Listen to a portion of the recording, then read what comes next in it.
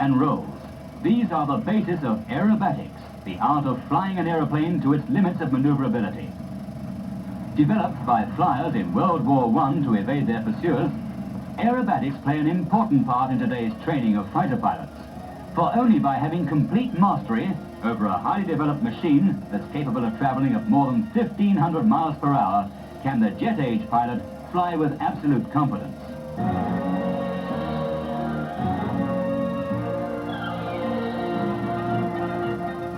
From the RAF's Central Flying School, which trains the RAF's flying instructors, the Red Pelicans take off for aerobatic practice.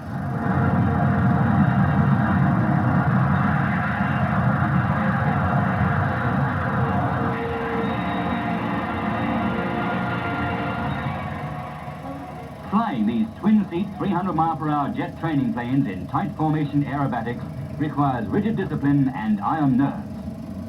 Those spots before the pilot's eyes are flies on the windscreen. He edges up closer and closer to the planes ahead. Then they go into their first maneuver with the earth and sky spinning around.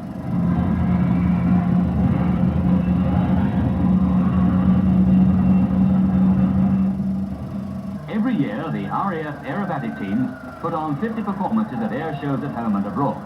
To the pilots, who all volunteer for the job, the most important person at an air show is a spectator.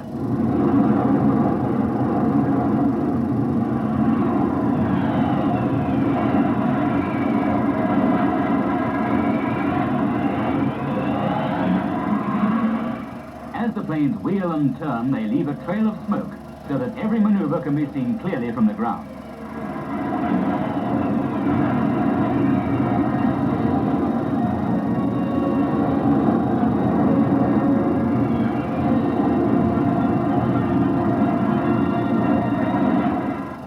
Fighter pilots joining an aerobatic squadron are given at least 6 months of constant formation aerobating at heights above 4,000 feet before they take part in an air show.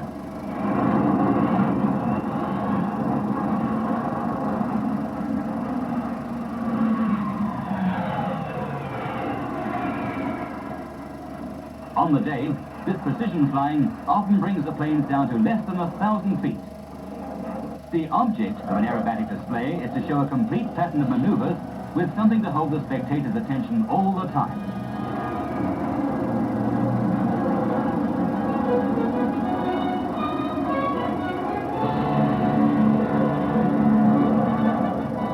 As the wine glass maneuver is completed, the team quickly regroups for the bomb burst, which usually ends the display.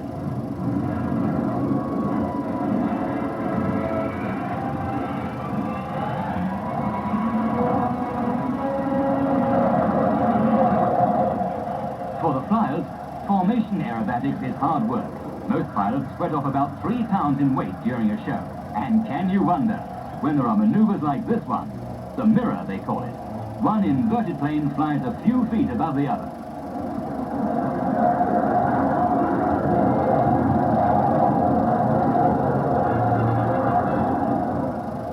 Not all of Britain's aerobatists fly with the services.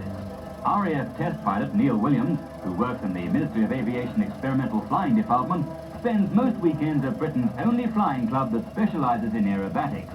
It's the Tiger Club at Red Hill, Surrey.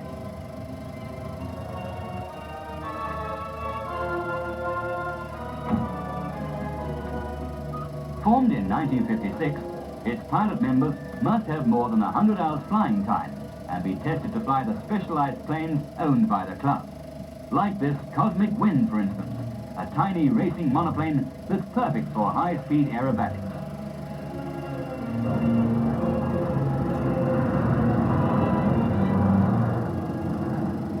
A complete roll takes a second.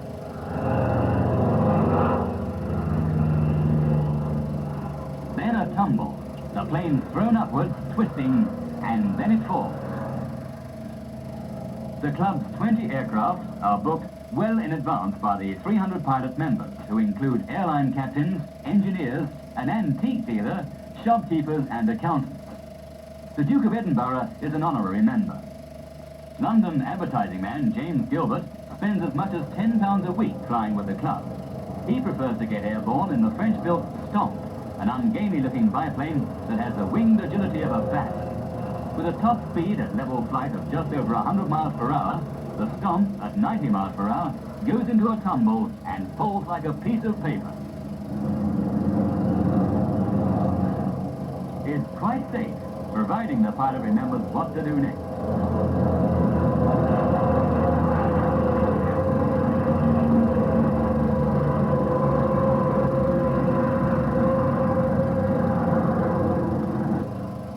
Here's a new way of spending part of a Saturday afternoon, flying over the countryside upside down. The pilot hangs suspended by his straps.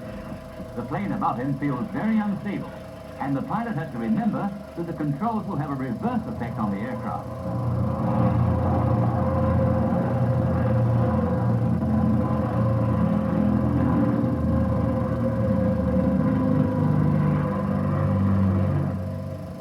Mechanical engineer Nick Pocock, one of the Tiger Club's best aerobats, puts the Stomp into a maneuver called the avalanche. First a loop, then a flip roll.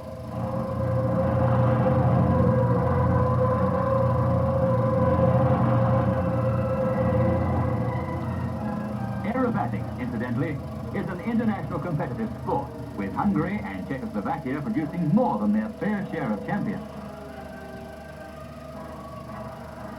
Plenty of practice is the secret of good aerobatics. To encourage the sport, the Tiger Club gives air shows all over the country, where the pilots gain experience in displaying their aerobatic skills. Essex farmer Neville Browning, a pilot for more than 40 years, is a regular performer at these shows. More than 5,000 people came to this one at Rochester in Kent. Farmer Browning's speciality, a demonstration of crazy flying in a 1932 Tiger Moth. At a subsequent display, he crashed while doing the stunt and wrecked the plane, but he walked away with minor injuries, and today he's still flying with another plane. The tiny British-built Turbulence give a flower-bombing display. 80 miles per hour cruising speed, 35 miles to the gallon of petrol, this single-seat plane is the smallest aircraft manufactured in the world. Standing on the wing of a Tiger Moth, Canadian-born Alana Campbell, now a bookkeeper in London, shows the crowd just how steady an old-fashioned biplane can fly. Supported by a harness, and with the plane flying at about 75 miles per hour, Miss Campbell recently crossed the English Channel like this.